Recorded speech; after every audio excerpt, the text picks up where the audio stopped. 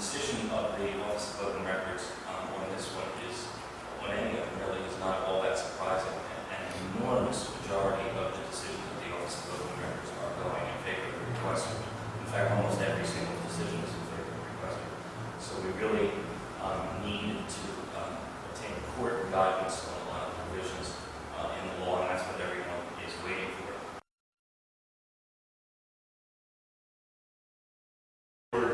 Are really questioning the Office of Open Records has really overstepped their bounds in that we get judgment and rendering decisions.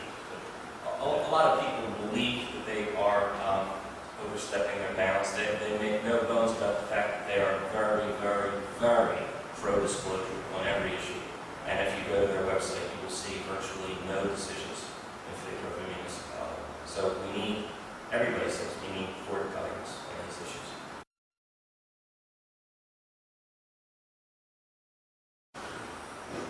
Jim, I'm Worcester.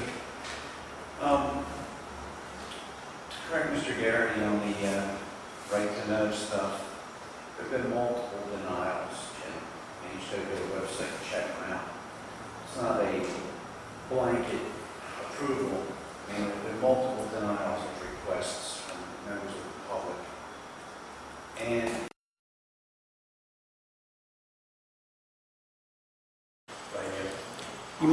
You mind if I sit here since the mic's not working? The last supervisors meeting, you guys voted on the approving taxpayer funds for the appeal for the right to know case.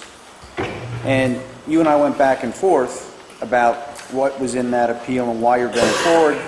And you pretty much exclusively were relying on your solicitor because you said you're not a lawyer, right? As far as the legalities, Right. But you're relying upon his impressions and his opinions as to what's going on, right? to a certain extent, I have my own Right. opinion about it. Yes. Right. Well, when I asked you the questions, you were saying you're not a lawyer. Jim's the lawyer. He's telling you stuff. Legal opinions. Right. Well, I'm going to give you a quote from Jim at the last meeting. Okay. All right? Jim says, the enormous majority of decisions of the Office of Open Records are going in favor of the requester. In fact, almost every single decision is in favor of the requester. You remember that? Yes. So the need for court guidance. So the need to go forward with the court because the Office of Open Records is tainted, one-sided, pro-requester, etc. I would say that's probably our opinion. Okay, so what I did was I went to the final determination site to count, manually count how many were granted, denied, etc. Now, where did Jim get his figures when he gave us that little dissertation about almost every single decision is in favor of the requester? Where did he get that info? Do we know?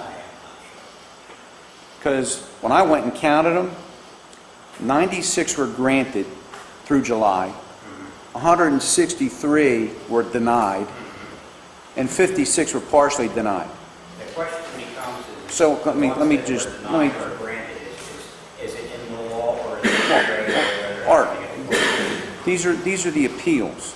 Jim is saying this is Jim's words, almost every single decision is in favor of the requester. So you're disagreeing with what you Well, said. I'm just reading what he said, and I'm giving you what I got, which is 96 came down in favor of the requester, 163 came down against the requester, and 56 came down partially against the requester. Okay. So there's a discrepancy between what Jim's saying and what the actual facts are. And your decision was based upon what Jim told you, which was the Office of Open Records is a one-sided, biased organization who is pro-requester, and these numbers would say Jim is wrong. Okay. So I feel you guys were misled by Mr. Garrity, and I'd like to know where he got his figures to tell you guys what he told you. Can you ask him? Well, why don't we talk to a manager? Yeah, I'd appreciate an answer.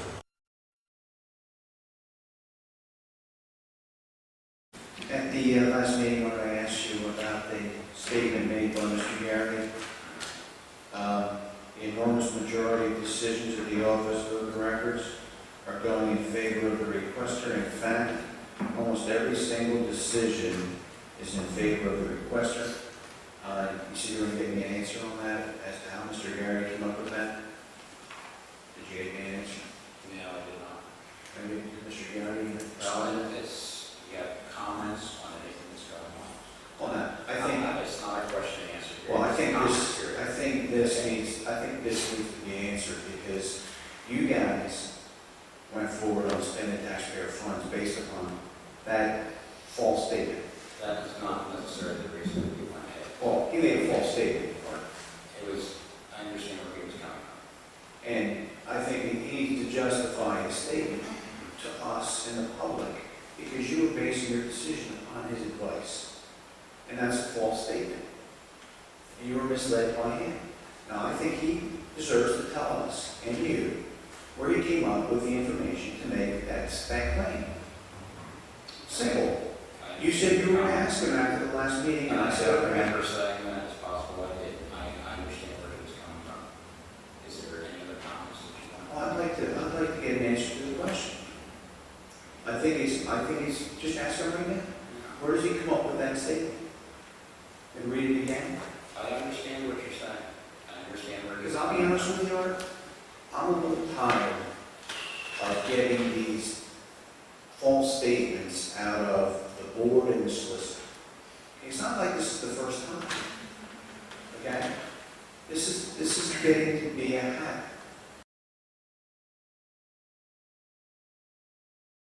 There were a number of articles being written, memos being written, in publications like the one you just referenced, Steve, and in school board publications and other publications, talking about the new open records law, and noting that a lot of the decisions were going in favor of the requester. There were not, to the best of my knowledge, any articles that I saw, and again, this is what I remember from some time ago, any articles that I saw that talked about requests being denied and why.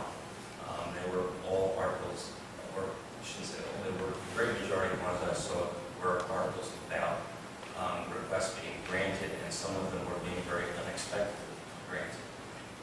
I did not do the survey that Dr. Mollick says he did of the entire website. I've only been on that website once. It is gigantic if anyone's ever seen it.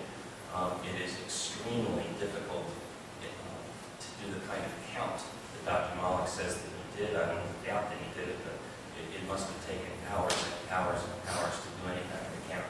And the website grows by leaps and bounds every day. So the answer to the question is no, I didn't review the website. I reviewed only those articles that were available to me as a solicitor and available to my office as school district solicitors. And they indicated to me that a large number of the decisions were going in favor of the requester, and the articles were expressing some surprise at the extent to which they were going in favor of the requester.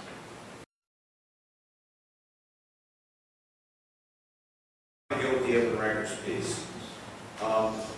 Mr. Garrity says that he got his research from articles.